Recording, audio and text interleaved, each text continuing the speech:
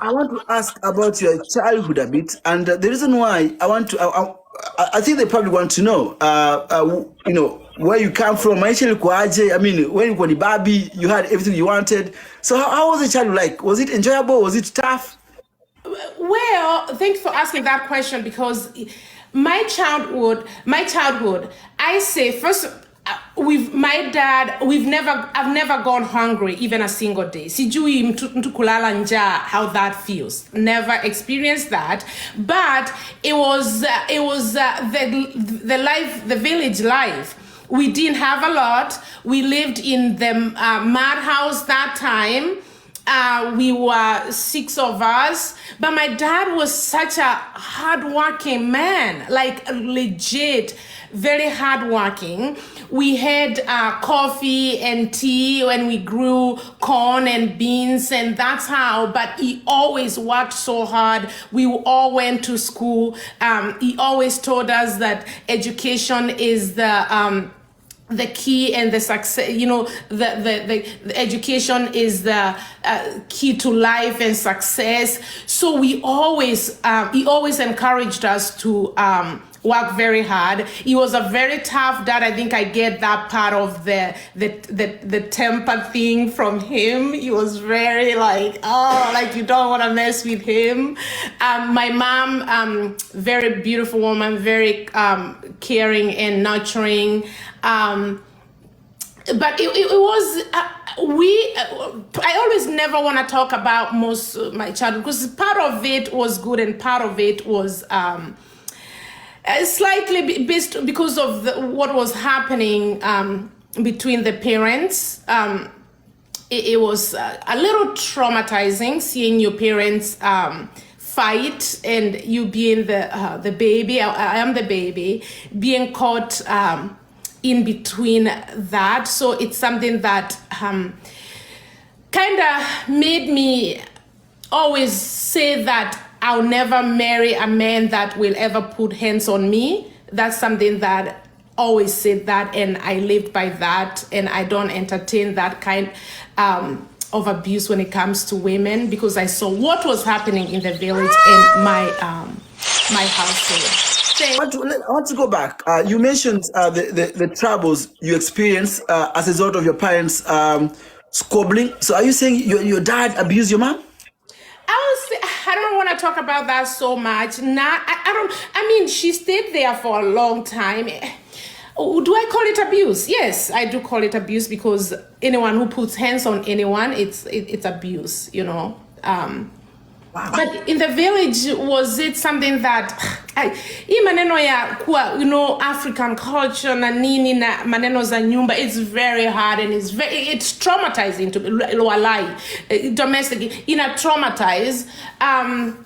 And when I grew up, I called him on it. I said I didn't appreciate that. It gave me PTSD. It gave me it made me not want to be there, but I knew they loved us and I knew he did, but it wasn't very pleasant seeing somebody hit another person that you love.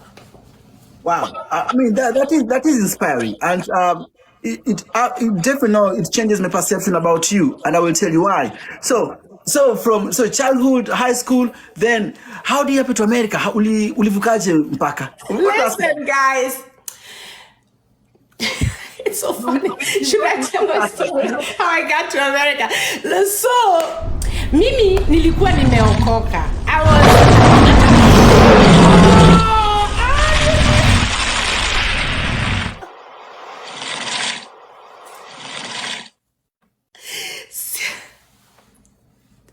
Thank you. Thank you. You are loved. You are loved. Thank you. I know my people. I thought you're very likable. Oh, my president!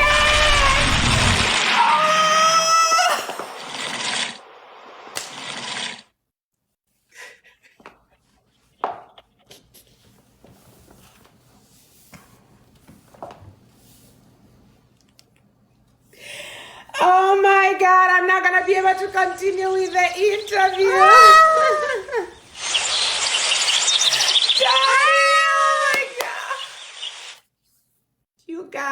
You guys. Well, listen, guys, it's not her birthday, okay? Take it easy. But listen, you're loved, Mary Pretty. You are loved.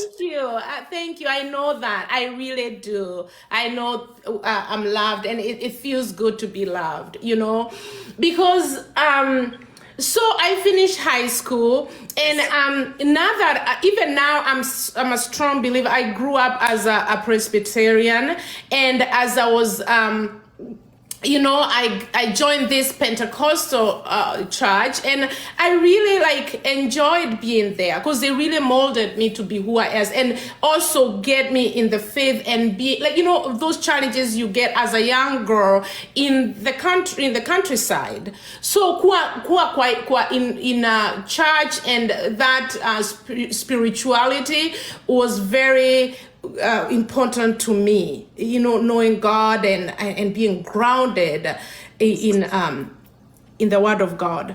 So mimi nilikuwa nimeenda camp. Unaona, tukiwa high school CU tulikuwa tunaendanga camp. So mimi tukaenda camp. High school gani? Which high school? Nilienda Mozambique Girls High School. Never heard of it, but let's move on. Yes. It was good. Kwa hivyo vile nilienda mimi nilikuwa huko tu nikiomba morning devotion. Then this man comes and he says, "Young girl, you look so beautiful." I was like, "Wow, what the hell is wrong with you? Here we are in a tunaomba. Hii maneno ya young girl, you look beautiful ni nini? Back off. I'm saved. I'm filled by the Holy Ghost." Yes.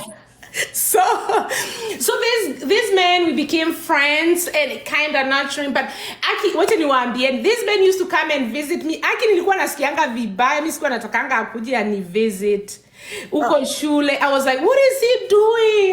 Whatever. And I was like, don't come and see me. Anywho, we ended up start dating, and he was in the United States, but he lived in Kenya. We ended up dating. We ended up getting married. I got married, and that's how I ended up in the US, and also came and I went to school. Wait. So you are the boyfriend, who's the husband now? He's not my husband now, and he's not my husband. We separated, so I have a new husband. No, come on.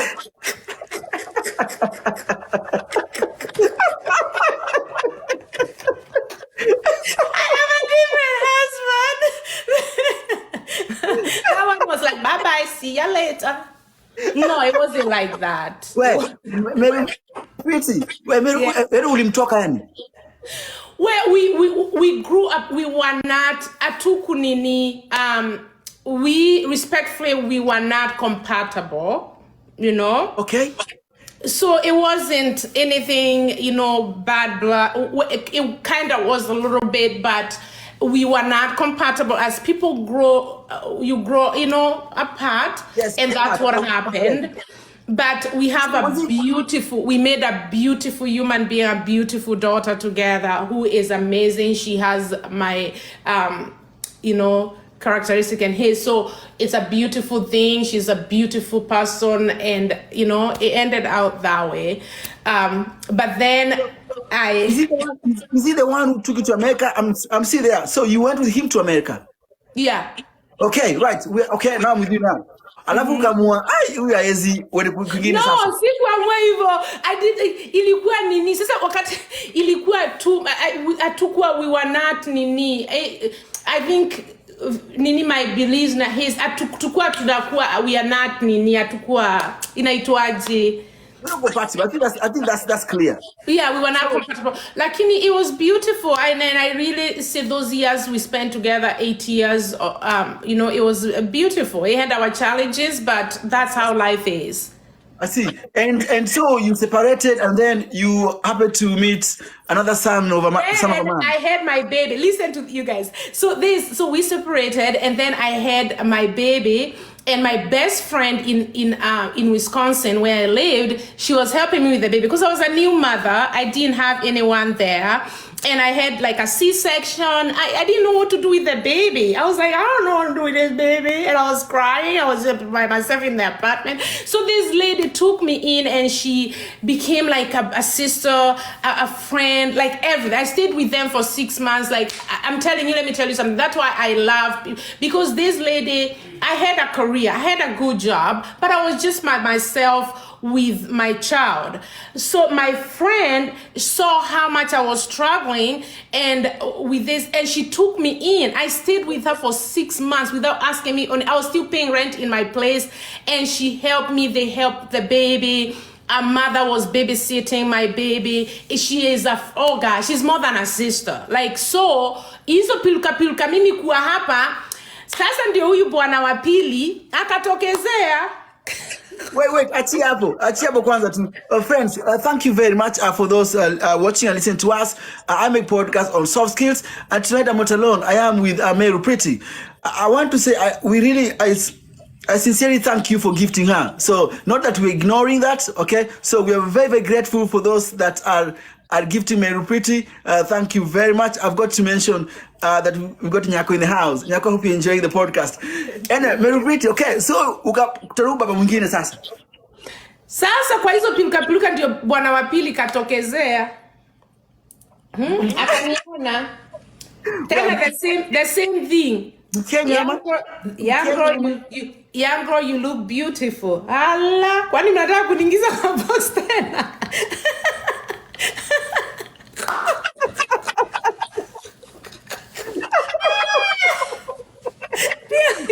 So how easy was it? So akasema, you look beautiful. Ukasema, well. Nikasema, well, I have a baby. You know, I'm emotionally damaged. I don't think you want me. So, was this a Kenya ama ni Mkenya ama ametoka? Mkenya. Mimi na dating dark skin. A dark skin, homegrown. Anyway, whoever dates that is okay, but I'm kidding on that. Anyone who has a good heart. So you met him, alafu akasema, you look beautiful, and you say, yeah, I've got a baby. Unaona sasa niko na katoto, ukitaka kunichukua utanichukua na nini, utachukua ng'ombe na ndama.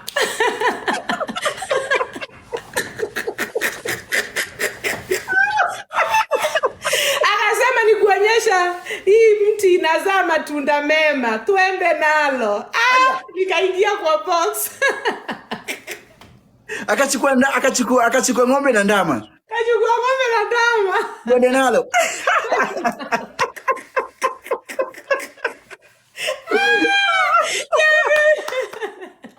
Kachukua ng'ombe na ndama. That's right, okay, nikapelekwa zizi nyingine sasa.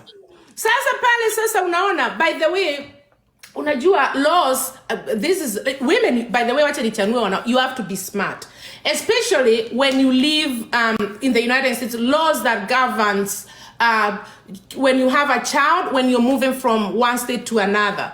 So mimi ujanja wangu nikasema sasa hapo nimeingizwa kwa box. Na sasa hii box nimeingizwa, huyu mjamaa ako Georgia. Sasa hapa lazima nicheze kama mimi. Unaelewa? Na amesema atanichukua mimi na dama wangu.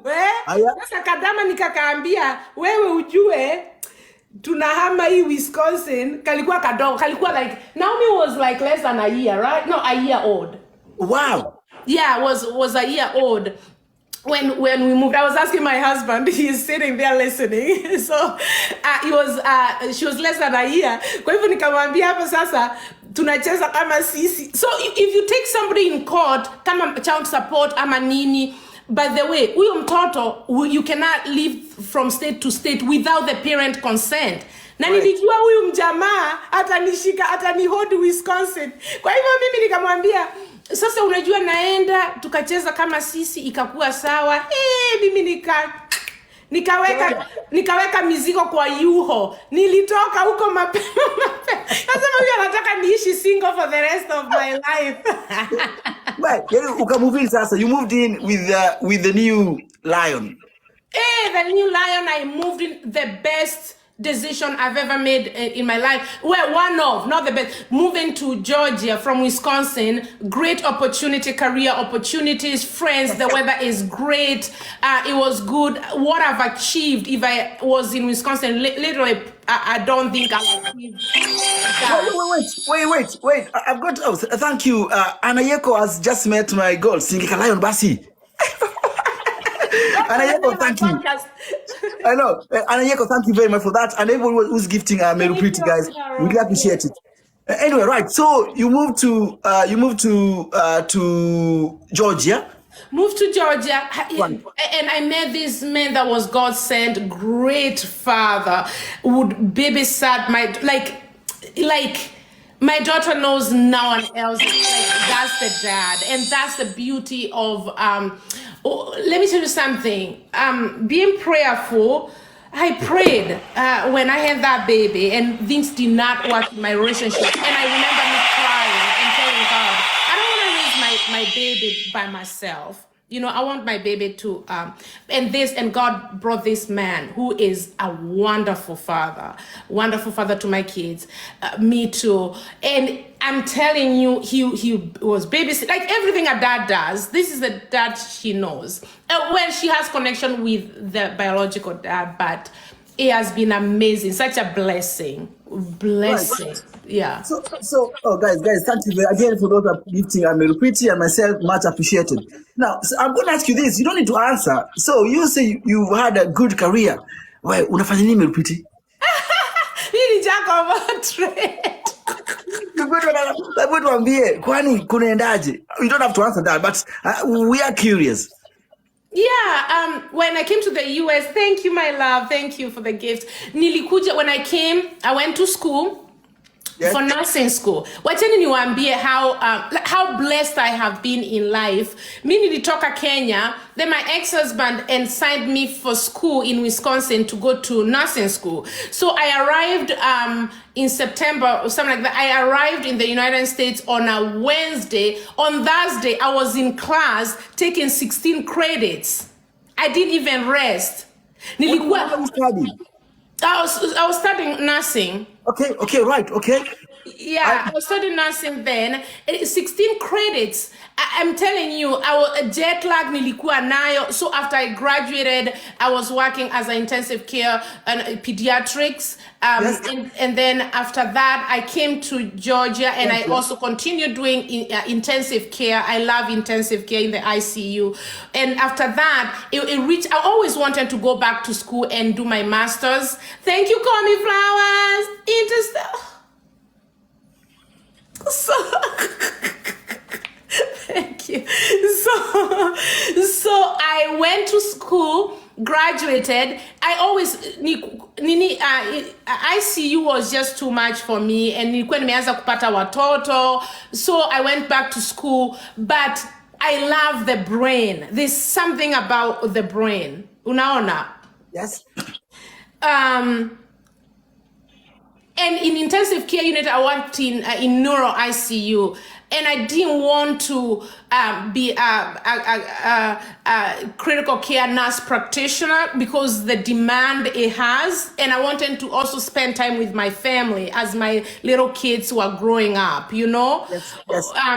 So, na vile napenda brain, I thought of psychiatry. You understand? So psychiatry is still, you're still dealing with brain disease. It was easy for me. I'm dealing with brain disease, but in a different, it's not as, I'm not in the ICU. You understand? Right. So I went and did my master's, and I got my master's in psychiatric mental health. So I'm a psychiatric mental health nurse practitioner, and I most specialize in psychotic disorders. So schizophrenia, bipolar, and stuff like that, the patient that I attend to. And I'm very passionate about mental health, by the way. The impact mental health has to an individual and also the society at large. If you see what mental health has, like in the United States, a year they spend over $1 billion when it comes to mental health. So when I have those patients who are, like my patients are very critical when it comes to mental health, it's not only depression, but when we talk about some of these serious mental illnesses like schizophrenia, which I get very patients who are extremely disorganized, extremely delusional, extremely psychotic, and it's like an ICU of mental illness. You understand? Well, since you mentioned that, just quickly now, you think about mental health and well-being.